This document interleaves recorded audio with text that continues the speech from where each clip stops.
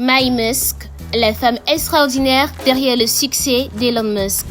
Vous connaissez certainement Elon Musk, l'homme le plus riche de la planète avec une fortune estimée à plus de 400 milliards de dollars.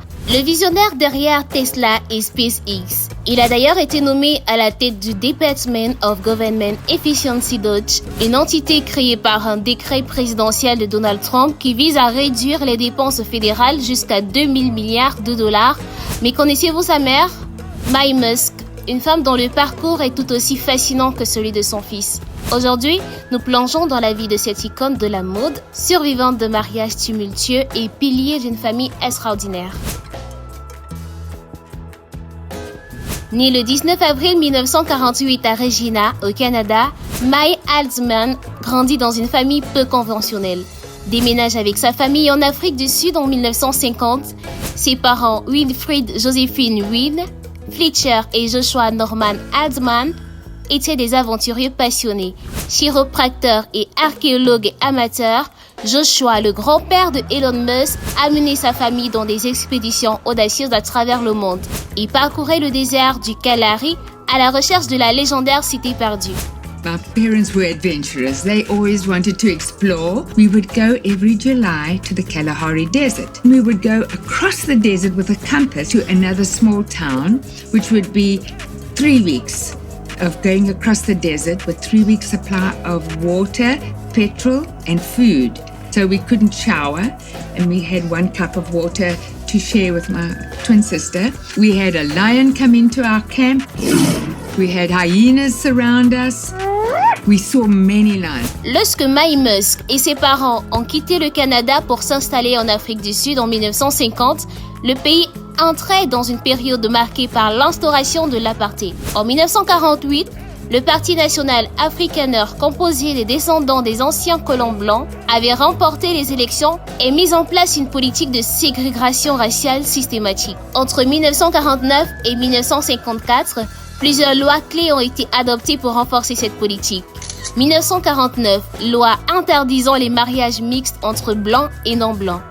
1950, loi pénalisant les relations sexuelles entre blancs et non-blancs. 1950, Population Registration Act, qui classifiait la population selon des catégories raciales strictes.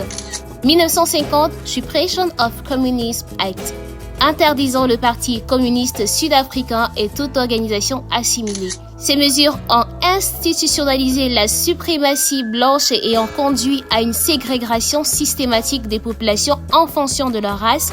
La société sud-africaine était profondément divisée avec des restrictions sévères imposées aux populations noires, affectant leur liberté du mouvement, leur accès à l'éducation, à l'emploi et à la propriété. C'est dans ce contexte de ségrégation raciale institutionnalisée profitant des privilèges qui leur étaient réservés que Maye Musk et sa famille ont commencé leur nouvelle vie en Afrique du Sud.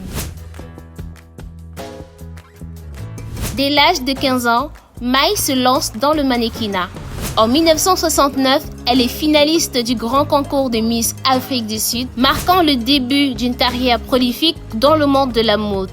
Il est à noter qu'en 1969, le concours de Miss Afrique du Sud se déroulait dans un contexte d'apartheid, un régime de ségrégation raciale stricte qui privilégiait la minorité blanche au détriment de celle noire. Durant cette période, les concours de beauté officiels tels que Miss Afrique du Sud étaient réservés exclusivement aux femmes blanches, excluant ainsi les femmes noires et de couleur. Cette exclusion systématique a conduit à la création de concours parallèles destinés aux femmes non blanches. Ce n'est qu'au début des années 1990, avec la fin de l'apartheid, que les concours de beauté sud-africaines ont commencé à s'ouvrir à toutes les communautés, reflétant progressivement la diversité du pays. En 1970, Maye épouse Errol Musk, un ingénieur sud-africain. Le couple a 3 enfants, Elon, Kimball et Tosca. Cependant, le mariage est entaché de violences physiques et mentales, poussant Maye à divorcer en 1979. Emmenant ses 3 enfants avec elle, elle se retrouve alors mère célibataire de 3 enfants, confrontée à l'incertitude financière et à la peur de ne pas pouvoir subvenir à leurs besoins. Après le divorce, Mai jongle entre plusieurs emplois pour assurer l'éducation de ses enfants. Elle obtient une maîtrise en diététique et exerce comme nutritionniste tout en poursuivant sa carrière de mannequin. Malgré les difficultés, elle inculque à ses enfants l'importance du travail acharné et de la persévérance. Le divorce affecte profondément les enfants. Le petit Elon, à 10 ans, a choisi de vivre avec son père, attiré par les ressources technologiques qu'il pouvait lui offrir, comme l'Encyclopédia Britannica et un ordinateur. Kimball le rejoint 4 ans plus tard. Ces expériences façonnent leur résilience et leur esprit d'entreprise. Je m'appelle May Musk, la mère de Tosca, Kimball et Elon Musk. In the past, it was really hard because I moved to 9 cities in 3 countries. And I don't recommend that to start your own business because you suffer, especially when you're trying to feed 3 kids. Well, here is a family picture. You want to know how hard it is to get my kids together? Elon had a cup of coffee there that they had to remove because I said, you can't have that in the photo. All 3 of them, they just said, oh, really? You want us there? Oh, then they have to set up the lighting. And then they said, you have to sit while they set up lighting. And they say, oh, this goes, because, to get a perfect shot, that's what it takes. Ma fille est très brillante. Je n'ai pas la chance de parler français aux États-Unis. Je te comprends. I don't cook well. He loves good food. So he started cooking. And then when he sold his first company, he says, now I'm going to study to be a chef. That was hard work. And then he opened his restaurant. I spent hours cleaning out the fridges. They were so disgusting. And then he replaced them. He's really a sweetheart. This is actually your most liked photo on Instagram. Oh my gosh. Well, yeah, I know why. Elon was also dressed by some, we had to get dressed by people because it's a special occasion at Ascot. You find pictures every now and again. I'm just sorting out in Dropbox and say, oh, this one's cute. He always repaired cars. Oh my God. All 3 of my children, we keep in touch, but of course I don't send them my daily memos because I'm too busy and they are too busy. But we can see on Twitter when the SpaceX is launching. We stay in touch when we can see each other, which is really nice. My advice to grandmothers all over the world is do what you want to do. If you want to explore your career, if you want to start a new career, if you want to stay at home and look after the grandchildren, you make your choice and have a... Après le divorce, Mai se consacre à reconstruire sa vie. Elle poursuit une carrière de diététicienne et continue le mannequinat pour subvenir aux besoins de sa famille. Elle apparaît dans les publicités pour Special K, Revlon et même dans un clip de Beyoncé. Sa persévérance l'amène à défiler pour Dolce & Gabbana à plus de 60 ans d'âge. Malgré les défis personnels, Mai ne cesse de briller dans le monde de la mode.